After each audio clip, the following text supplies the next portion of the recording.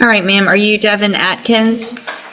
And Miss Atkins is on probation for the third-degree felony offense of injury to an elderly person. That's started at May 23rd of 2022. There was a motion to adjudicate probation filed. She entered pleas of true to counts 4 and 5. Does the state have testimony with regard to counts 1, 2, and 3? Yes, the court would like. Yep, I think I would. Already, the red flags are piling up. Missing probation check-ins, ignoring community service, and now failing to report her address. This is basically the trifecta of probation violations. On that call, Ms. Shakita Cole. Yes, ma'am. Good morning, Ms. Cole. Would you please raise your right hand? Do you swear or affirm the testimony you're going to give in this hearing will be the truth, the whole truth, and nothing but the truth, so help you God? Thank you. Ms. Cole, would you please state your full name for the record? Shakita Cole. How are you employed? I'm employed at Jackson County Adult Probation. And as an adult probation officer, is it your responsibility to supervise an individual on this court's probation by the name of Devin Atkins? Yes. Do you see Ms. Atkins in the courtroom here today? Yes. Can you point to an identifier? Right here in the blue jumpsuit. Your amended record reflect Ms. Cole has identified the probationer Devin Atkins. Record will so reflect. And Ms. Cole, as with every probationer, when they are placed on the court's probation, are they given the rules and restrictions placed upon them and what they are supposed to do to follow the court orders? Yes. And each one of those in detail is gone over with them so that they understand everything that they're required to do. Yes.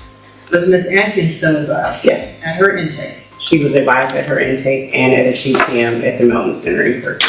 Okay, and describe for the court what a TTM is. A treatment team. Okay, so in your opinion, Ms. Cole, as her probation officer, was Ms. Atkins fully apprised and aware of what she was required to do on probation? Yes. And were in fact a majority of those things intended to help her? Yes. Was she advised that she was to report to the Community Supervision Department when directed by yourself and the court? Yes. And did Ms. Atkins, based on your review of the file, fail to do that on multiple dates, including but most likely not limited to November 4th of 2024, November 19th of 24, and, and was that in violation of her probation order? Yes. Did you address that with her and inform her it is important to report if you have something come up you need to let me know? Yes. And did she do that? No. Was Ms. Atkins, as a condition of said probation, ordered to perform community supervision hours? Yes. And to report those to you? Yes. Obviously, if you do not know that she has completed them, even if she has, is that a violation of her probation? Yes. To your knowledge, based on your review of her file and your supervision of her, did she either complete the hours or immediately report to you? Sorry. I'm reading that. No wonder everyone's looking at me. I was about to say, I know, I was about to, Community service. Well, that is in fact a condition of probation, right?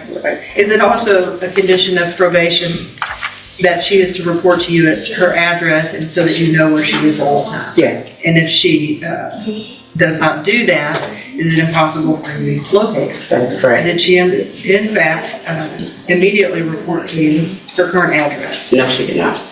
Anything else? I know you and I have had a lengthy discussion about her that you feel would be appropriate for the court to know in conjunction with your testimony and your updated PSI. The main thing is her mental health. She refuses to address that. We've made appointments for her with spinal tap and she didn't attend the appointments. She's 100% when she was out unmedicated. So that kind of interfered with her completing her services. This is where the case takes a sharp turn. Mental health is front and center. Her probation officer set up appointments, but she skipped them. Here's the kicker. Courts often bend over backward, provide resources. And she maintained contact with the victim in the case. So that part, her grandmother was trying to be there for her because of the mental health difficulties. And that's the main thing that we were trying to get her to address. okay. Can I address anything? In a minute. Mr. Lewis, do you have any questions? Hold on, ma'am. You're going to get an opportunity, okay? Mr. Lewis, do you have any questions of Ms. Cole? Just briefly, during your supervision of Ms. Atkins, were you able to supervise her at points when she was on her medication and not on her medication? The entire time she has not been on her medication. So she's been unmedicated this entire time? Yes, sir. Your supervision? Okay. Anything else? Nothing else. All right, thank you, Ms. Cole. Any other witnesses with regard to the allegations? Based on the testimony, Unless I may ask, Ms. Cole, Judge, Yeah. and you stated that earlier, Ms. Evelyn Thibodeau, I believe that is her grandmother, correct? Yeah, she passed away. hold on, ma'am. At some point in time in November of 2024, was Ms. Atkins violating the condition the court had imposed that she not to have contact with Ms. Thibodeau for Ms. Thibodeau's safety? Yes.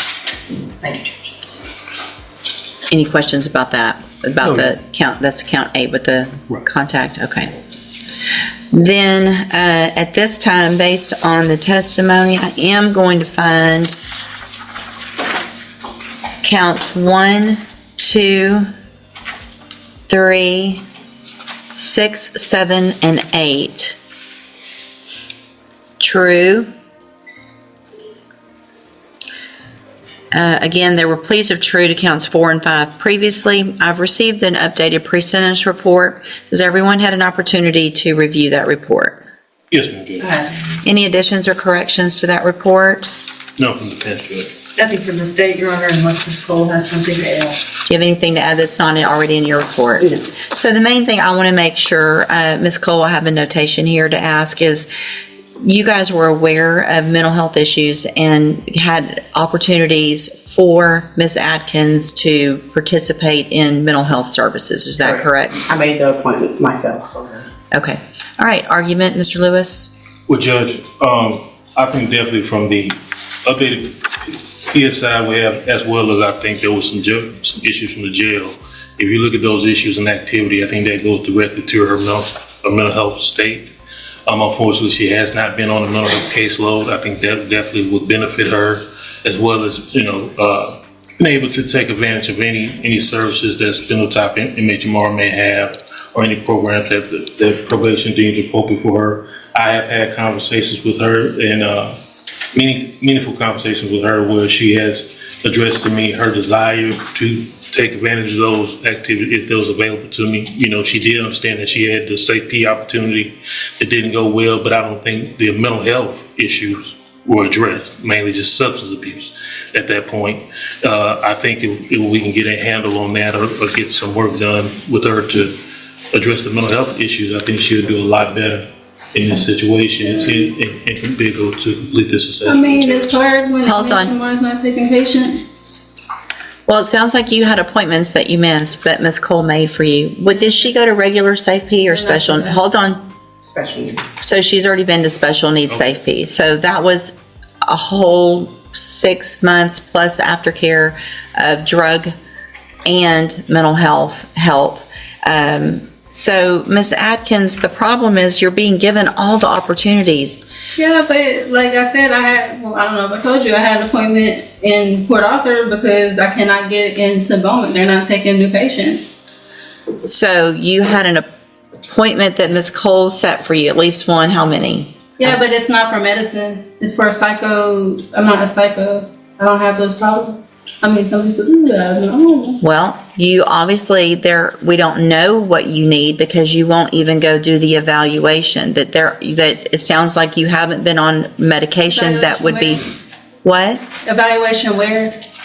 At Spindletop. That's what I'm telling you. That's not, I don't have that. I'm not a psychopath. That is for. It's psychopath. Nobody's saying you're a psychopath, but you That's what have. it's called, past program. I'm not a psychopath. That's what I'm That's not what it's called, and that's not the reason it's called that. Okay, if you had gone to your appointment and talked to them, then you would know what that was for, and you would know that it was meant to help you so that you could get on medication, stabilize, and not have the issues that you've been having. I'm going to find that you previously entered your. I'm sorry, Ms. Malfino. Did you have anything to add?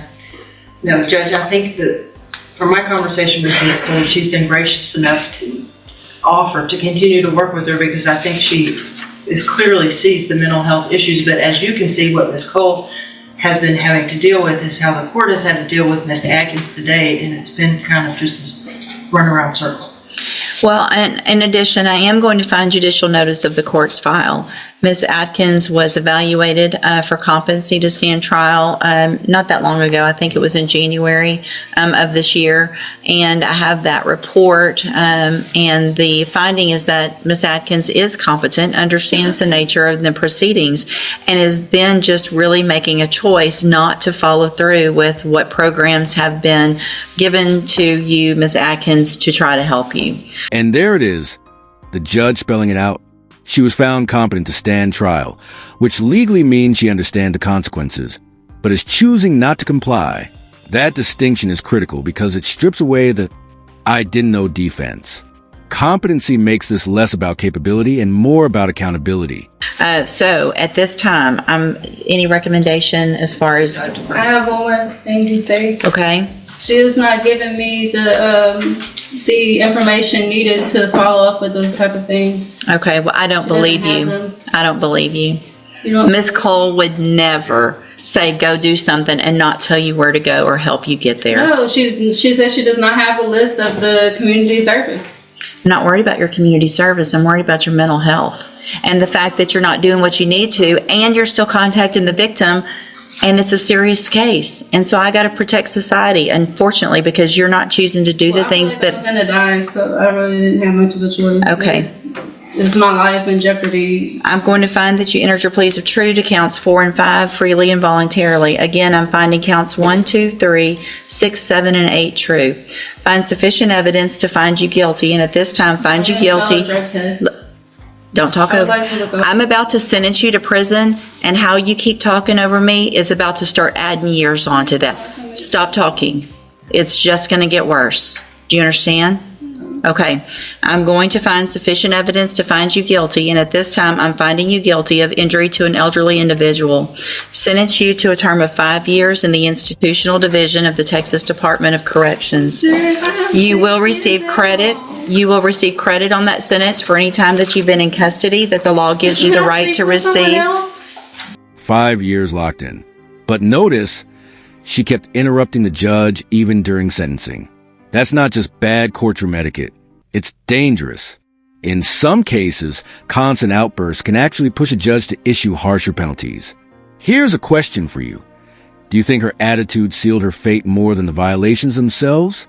No. I'm telling you, like, she thought, like, I could not get up there. I'm going to hand you the trial court certification that shows this I would was... like to speak to a detective. This was not an agreement, and so you waived your right to appeal. I need you to sign that with I gave her. you hospital papers. I gave her everything. I'm also I had handed a you... doctor's appointment and everything. That's what I'm I've got 5 more years that I could add on to that. Oh, man. I can give you up to 10. Yeah. You need to stop talking so I can finish what I need to do, okay?